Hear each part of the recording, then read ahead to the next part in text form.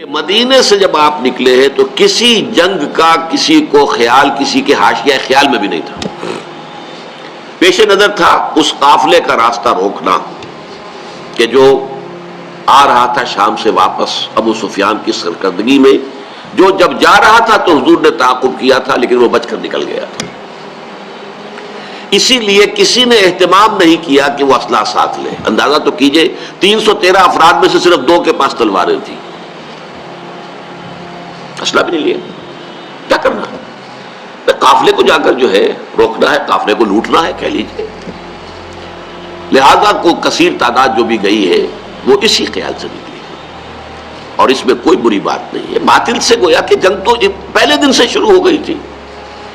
جیسے ہی حضور نے کہا لا الہ الا اللہ، آپ کے اوپر تشدد شروع ہو گیا، بات ختم ہو گئی. تصادم تو ہے، صرف یہ ہے کہ پہلے وہ تصادم ذہنی اور فکری سطح پر تھا صرف، یا وقت یک طرفہ تشدد تھا اس میں کہ مسلمانوں کو اجازت نہیں تھی جوابی کارروائی کرنے کی. اب یہ تصادم 2 طرفہ ہے، اینٹ کا جواب پتھر سے دینے کا موقع آ گیا، مرحلہ آ گیا. اور اس انقلاب کی تکمیل کے لیے انگریزی میں ایک لفظ آتا ہے پش. ایک تو PUSH پش، کسی چیز کو دھکا دینا، ایک ہے PUTCH. یہ پش جو ہے یہ ہے کسی بھی مہم میں پھر آخری حلہ بولنا. تو یہ پش جو ہے انقلابی جدوجہد کا فائنل پش جو ہے وہ ہے یہ آرم کانفلکٹ. اور اس کا بھی آغاز اس ایکٹیو ریزسٹنس کے نتیجے میں جو حضور نے 1 سال تک جاری رکھا، اس کے نتیجے میں یہ 1000 کی فوج نکلی. حضور جب اپنے 313 ساتھیوں کو لے کر تقریباً درمیان میں تھے مدینے اور بدر کے، وہاں حضور کو وحی کے ذریعے سے اللہ نے اطلاع دے دی کہ مکے سے ایک لشکر بھی چل چکا ہے، بڑا طاقتور لشکر. اور ساتھ ہی اے محمد صلی اللہ علیہ وسلم، ہمارا وعدہ ہے کہ ایک تو وہ جو اوپر سے قافلہ آ رہا ہے شمال سے، اور ایک جو جنوب سے آ رہا ہے لشکر، ان 2 میں سے ایک پر ہم ضرور مسلمانوں کو فتح دے دیں گے. یہ وحی جب حضور پر آ گئی اور آپ کو اطلاع مل گئی کہ مکے سے تو قریش کا ایک فوج نکل آئی ہے، مسلح، کیل کانٹے سے لیس، پوری تیاریوں کے ساتھ. اب آپ نے ایک مجلس مشاورت منعقد کی اور آپ نے مسلمانوں کے سامنے یہ مسئلہ رکھ دیا کہ دیکھو ہم نکلے تھے اس کام کے لیے، لیکن اب صورت اللہ تعالیٰ کی طرف سے یہ پیش آ گئی ہے، وہ قافلہ بھی آ رہا ہے اور ادھر سے لشکر بھی آ رہا ہے، اور اللہ کا وعدہ ہے ان میں سے ایک پر لازماً اللہ ہمیں فتح عطا کر دے گا. تو بتاؤ کہ ہم کدھر چلیں، لشکر کی طرف چلیں یا قافلے کا پیچھا کریں؟ اس کو آپ جدید اصطلاح میں یہ کہہ سکتے ہیں کہ یہ اپنے ساتھیوں کے مورال کو ریڈ کرنے کی حضور کی طرف سے ایک کوشش تھی. پتہ چلے ساتھیوں کی کا مورال کیا ہے، کیا عالم ہے، ان کا حوصلہ کیا ہے، ان کے جذبات کیا ہیں، ان کی امنگیں کیا ہیں. آیا وہ ڈر جاتے ہیں یہ سن کر کے لشکر آ رہا ہے، قریش کا لشکر؟ قریش کا تو یوں سمجھیے کہ اس کا لفظ ایک دہشت پیدا کرنے والا تھا عرب کے اندر. قریش، ان کا لشکر اور تیاری کے ساتھ پوری طریقے سے کیل کانٹے سے لیس، یا یہ ہے کہ ان کے اندر اس کیفیت سے اور استقامت پیدا ہوتی ہے کہ ٹھیک ہے اب وقت آیا، اب وقت شہادت آیا ہے، اب وقت آیا ہے کہ ہم اپنا جو مقصود و مطلوب ہے، شہادت ہے مطلوب و مقصود مومن، نہ مال غنیمت نہ کشور کشائی. تو حضور نے جب یہ مشورے کے لیے بات رکھی، یہ بات بڑی اہم ہے، بڑی پیارا واقعہ ہے یہ سیرت کا. مہاجرین میں سے کئی افراد نے کھڑے ہو کر تقریر کی بڑی جوشیلی. حضور جو حکم آپ کا ہو آپ بسم اللہ کریں، ہم تیار ہیں، ہر شے کے لیے تیار ہیں، فیصلہ آپ کو کرنا. حضرت ابو بکر نے تقریر کی رضی اللہ تعالی عنہ، لیکن حضور نے کوئی خاص اہمیت نہیں دی. حضرت عمر نے تقریر کی، اب بھی حضور نے کوئی خاص اہمیت نہیں دی. فرمایا بھائی دو مشورہ دو، آپ لوگ مشورہ دیجئے. پھر حضرت مقداد ابن الاسود نے جو تقریر کی ہے وہ بڑی پیاری ہے کہ حضور ہم موسیٰ کے ساتھی نہیں ہیں کہ جنہوں نے جنگ کے وقت کہہ دیا تھا کہ فَاذْهَبْ أَنْتَ وَرَبُّكَ فَقَاتِلَا إِنَّا هَاهُنَا قَاعِدُونَ.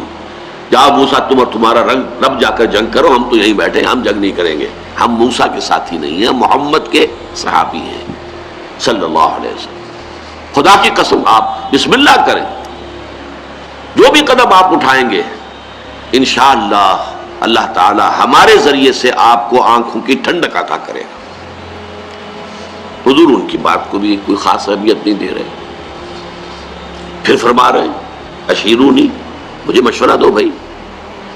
اب یہ بات جو ہے انصار کی سمجھ میں آ گئی کہ حضور کا روح سخن ہماری جانب ہے، کیونکہ انصار سے جو معاہدہ ہوا تھا بیعت عقبہ ثانیہ میں، وہ یہ تھا کہ اگر مدینے پر حملہ ہوگا تو ہم آپ کی حفاظت کریں گے اپنے اہل و عیال کی طرح۔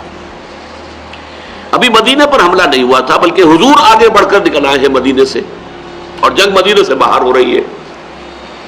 تو گویا کہ اسٹرکٹ سینس میں انصار پابند نہیں تھے اپنے اس معاہدے کی روح سے کہ حضور کا ساتھ دیں،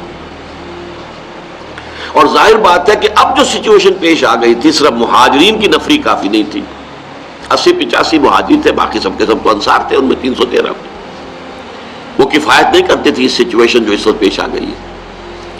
لہذا حضور بار بار کہے تو سمجھ گئے۔ حضرت سعد بن عبادہ کھڑے ہوئے رضی اللہ تعالی عنہ، بڑی پیاری تقریر ہے ان کی یہ، کأنک تعنینا یا رسول اللہ، اے اللہ کے رسول شاید آپ کا روح سخن ہماری جانب ہے، فإنا آمنا بک وصدقناک، تو ہم تو آپ پر ایمان لا چکے ہیں۔ وہ بیعت عقبہ والی بات کو آپ بھول جائیے، جب اب ایمان لے آئے، ہم نے آپ کو اللہ کا رسول اور نبی مانا ہے، تو ہمارے لیے آپشن کون سا ہے؟ We don't have any option۔ خدا کی قسم اگر آپ اپنی سواری سمندر میں ڈال دیں گے، ہم سب کے سب آپ کے پیچھے سمندر میں اتر جائیں گے، اور خدا کی قسم اگر آپ ہمیں حکم دیں گے تو ہم برق الغماد تک پہنچ جائیں گے، یمن کا ایک شہر، اور اپنی جو سواریاں ہیں یہ اونٹ اور اونٹنیاں انہیں اس طویل سفر کی وجہ سے لاغر کر دیں گے، لیکن آپ جہاں حکم دیں گے آپ بسم اللہ کیجیے۔ اس پر آتا ہے کہ حضور کا چہرہ کھل اٹھا، خوشی کے اور بشاشت کے آثار، کہ یہ جو جماعت میں نے تیار کی ہے اتنی محنت سے، دعوت اور تربیت اور تنظیم کے مراحل جو میں گزار کے لایا ہوں، یہ جماعت اب تیار ہے فی الواقع اس آخری مرحلے میں داخل ہونے کے لیے، اب ہم پوری طریقے سے فٹ ہیں۔ اس پر آپ کے چہرے پر بشاشت آئی۔ اس کے بعد آپ نے کہا تو چلو پھر بدر کی طرف۔ اب یہ میں آپ سے عرض کر چکا ہوں کہ وہ قافلہ تو بدر کی وادی میں داخل ہی نہیں ہوا، ابو سفیان اس کو لے کر پہاڑی سلسلے کے ادھر مغرب کی طرف سے ہوتے ہوئے ساحل سمندر کے ساتھ ساتھ لمبا سفر کر کے بچ کے نکل گئے۔ اور یہ جب جو لشکر آ گیا قریش کا، اور جب پڑاؤ ہے، صرف میں اس کے بھی 2 واقعات آپ کو سنا دوں کہ جب پڑاؤ پڑا ہوا ہے تو وہاں اطلاع پہنچ گئی کہ قافلہ تو بچ کر نکل گیا، ابو سفیان کا پیغام آ گیا کہ میں قافلے کو بحفاظت لے کر مکے پہنچ گیا۔ اب یہاں سوال پیدا ہوا، پھر وہی ہاکس اینڈ ڈوز کا معاملہ۔ ڈوز نے یہ سوچا کہ اب خوریزی کاہے کے لیے، ہم تو نکلے تھے اپنے قافلے کی حفاظت کے لیے، قافلہ تو پہنچ گیا۔ لیکن جو ہاکس تھے ان کو تو سمجھ میں یہ آیا کہ یہ تو ہمیں موقع مل گیا، گاڈ گیون اپارچونٹی۔ یہ ڈوز ہماری بات چلنے نہیں دے رہے تھے، اب جو ہے اب ہم یہاں تک پہنچ گئے ہیں، مدینہ یہاں سے صرف 80 میل دور ہے، ہم کہاں سے کہاں تک ہو کر یہاں پہنچ گئے ہیں، تو اب تو موقع ہے، اب یہاں سے واپس جانے کا کیا سوال۔ حضرت حکیم بن حزام رضی اللہ تعالی عنہ اس وقت تک ابھی ایمان نہیں لائے تھے، وہ گئے عتبہ کے پاس۔ کیا عتبہ؟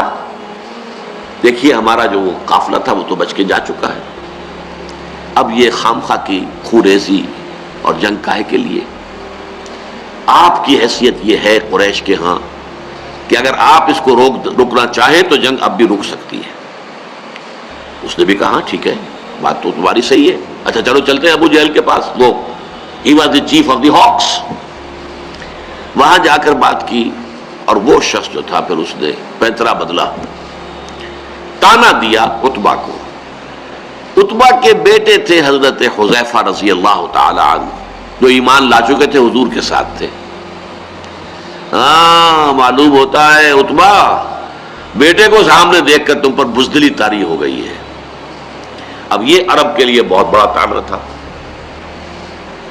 دوسری طرف اس نے یہ کیا کہ وہ جو ایک مارا گیا تھا وادی نخلہ میں ایک مشرک، اس کے بھائی کو بلایا کہ دیکھو یہ تمہارے بھائی کے قاتل جو ہیں وہ اب سامنے پڑے ہوئے ہیں، لیکن یہ لوگ چاہتے ہیں کہ جنگ نہ ہو، اس نے فوراً کپڑے پھاڑے، وہاں کا جو ان کا ایک قبائلی رواج تھا، چیخنا چلانا شروع کیا اپنے اس مقتول بھائی کا نام لے کر کے، اس کا انتقام، اس کا قصاص لے کر جائیں گے، واپس نہیں جائیں گے واپس یہاں سے۔ عتبہ نے بھی اس طعنے کا جواب دیا کہ یہ صبح معلوم ہوگا کہ کون کاورڈ ہے، کون بزدل ہے۔ ظاہر بات ہے کہ عتبہ کو یہ بات کھا گئی، وہ چونکہ نسبتاً شریف النفس لوگوں میں سے تھا، یعنی عمر کے اعتبار سے بھی بزرگ، ویسے بھی دبائیں ہیں ہر ایک کی، جیسے کہ وہ شعر ہے کہ نہ ہر زن زنست و نہ ہر مرد مرد، خدا پنج انگوش یکساں نہ کر۔ نہ اہل ایمان میں سے سب ایک درجے کے تھے، برابر کے تھے، نہ کفار میں سب ایک درجے کے تھے۔ کافروں میں انتہائی سخت معاند بھی تھے، اور کافروں میں وہ شخص بھی تھا جنہوں نے حضور کو پناہ دی تھی، جبکہ آپ طائف سے آئے ہیں مایوس لوٹ کر، وہ بھی کافر ہی تھا، مشرک تھا۔ اور ظاہر بات ہے کہ ابو طالب بھی تو کفر ہی کی حالت میں دنیا سے گئے ہیں، لیکن حضور کی مدد کرتے رہے، آپ کو سہارا دیتے رہے۔ تو ہر طرح کے لوگ ہوتے ہیں، تو عتبہ در حقیقت ان میں سے شریف النفس لوگوں میں سے تھا، لیکن شریف آدمی کو پھر یہ طعنہ بھی کھا جاتا ہے بری طرح۔ تو اس نے کہا اچھا یہ تو کل صبح پھر فیصلہ ہوگا کہ بزدل کون ہے۔ نتیجہ یہ ہوا ہے کہ پھر اگلے دن سب سے پہلے عتبہ میدان میں آیا۔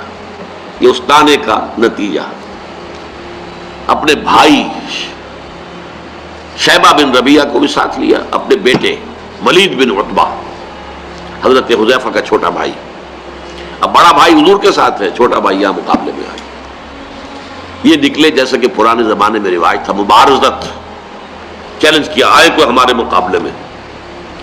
ادھر سے 3 انصاری صحابی نکلے، انہوں نے پوچھا کون ہے آپ لوگ، ڈسکلوز یور آئیڈینٹی۔ انہوں نے بتایا ہم انصار میں سے ہیں۔ کہ نہیں تم سے ہم جنگ کرنے آئے ہی نہیں ہیں، ہماری شان سے فروتر ہے کہ ہم یہ کاشتکاروں سے جنگ کریں۔ طعنہ دیا کہ مدینے کے لوگ تو کاشتکار لوگ ہیں، ہمارے مد مقابل بھیجو محمد صلی اللہ علیہ وسلم جو ہمارے قبل کے۔ حضور نے ان تینوں کو اشارہ کیا واپس آ جاؤ۔ اب حضرت حذیفہ نکلنے لگے باپ کے مقابلے کے لیے، حضور نے روک دیا۔ حضور کی شفقت و رحمت نے اسے گوارا نہ کیا کہ باپ بیٹے کے مقابلے میں آئے اور بیٹا باپ کے مقابلے میں آئے، لیکن پھر بہرحال 3 نکلے، حضرت حمزہ عتبہ کے مد مقابل، حضرت علی اور حضرت حارثہ ابن عبد المطلب۔ بن مطلب، عبد المطلب نہیں، یہ 3 قرشی نکلے۔ ہاں انہوں نے جب بتایا کہ ہاں ٹھیک ہے اب ہمارے مقابلہ جو ہے برابر کی چوٹ کا ہے۔ بہرحال نتیجہ کیا نکلا کہ تینوں کو واصل جہنم کیا، اگرچہ حضرت حارثہ جو تھے وہ بھی زخمی ہو گئے، تلوار کا وار ان کی ٹانگ پر پڑا، ٹانگ کٹ گئی تو گر گئے، لیکن پھر جس سے مقابلہ ہو رہا تھا حضرت علی نے اس کو بھی واصل جہنم کیا۔ یہ جو ہے جو زخمی ہو گئے تھے، یہ واپس جاتے ہوئے جبکہ بدر سے جا رہے تھے حضور فتح مند ہو کر مدینے کی طرف، تو درمیان میں ان کا انتقال ہو گیا۔ تو ان کے سمیت 14 صحابہ جو ہیں شہید ہوئے، جبکہ 70 قرشی کھیت رہے، واصل جہنم ہوئے۔ اور ان 14 میں سے کوئی بھی نمایاں شخص نہیں تھا بہت بڑا، اور وہ سارے کے سارے چوٹی کے لوگ تھے، تمام سرداران قریش، اور 70 کو قیدی بنا لیا۔ تو یہ گویا کہ اللہ تعالیٰ نے پھر اس کو سورہ انفال میں یوم الفرقان قرار دیا، یعنی ابو جہل کی بات کو الٹ کر کہ جو اس نے کہا تھا یہ یوم الفرقان ہوگا، واقعی یہ یوم الفرقان ثابت ہو گیا۔ اللہ کی مدد آئی، فرشتے بھی آئے، اس کی تفاصیل میں نہیں جا رہا، وہ آپ کتابوں میں پڑھ لیں گے۔ میں صرف اس کو واضح کرنا چاہتا تھا کہ غزوہ بدر کے بارے میں یہ خیال کہ یہ صرف ڈیفنس کے لیے تھا، یہ بات جو ہے ذہنوں سے نکال دیجئے۔ اس پروسیس آف ریولوشن کے حوالے سے یہ اصل میں ایکٹیو ریزسٹنس کا منطقی نتیجہ، آرم کانفلکٹ، اور اس ایکٹیو ریزسٹنس کو انیشیٹ کیا ہے محمد الرسول اللہ صلی اللہ علیہ وسلم نے۔ ابتدا آپ کی طرف سے ہوئی ہے، آپ نے چھاپا مار دستے بھیجنے شروع کیے، آپ نے ان کا اکنامک بلاکیٹ کیا، آپ نے ان کی پولیٹیکل آئسولیشن کی شکل اختیار کی، جس کے نتیجے میں اس کو تعبیر کیا کرتا ہوں کہ سانپ بل میں سے نکل آیا۔ سانپ کو مارنا ہو تو کیا کریں گے، تو بل میں گھسا ہوا ہے، تو آپ کو معلوم ہے نا کوئی بین وین بجاتے ہیں کچھ تاکہ وہ کوئی باہر نکل آئے۔ اب پتہ نہیں وہ بین سے کچھ واقعی کوئی اثر ہوتا ہے یا نہیں ہوتا ہے، لیکن جو عام میں تو آپ کو سمجھانے کے لیے کہہ رہا ہوں۔ یہ قریش بیٹھے ہوئے تھے مکے میں، اور مکہ حرم ہے، وہاں خوریزی، اگر اللہ کا عذاب آتا کسی اس طرح کا جیسے کہ اس سے پہلی قوموں میں آ چکا تھا تو مکے پر آتا، معاذ اللہ ثم معاذ اللہ ثم معاذ اللہ، خوریزی ان کی وہاں ہوتی نہیں۔ اس سانپ کو تو نکالنا تھا، اس سانپ کو نکالنے کے لیے محمد الرسول اللہ صلی اللہ علیہ وسلم نے جو اقدام کیا، جو ایکٹیو ریزسٹنس کا جو پروسیس شروع کیا، اس کے نتیجے میں وہ 1000 کا لشکر نکل کر جو آیا ہے، وہ گویا کہ سانپ جو ہے وہ اپنے بل سے باہر آ گیا اور میدان بدر میں اس کا سر کچلا گیا۔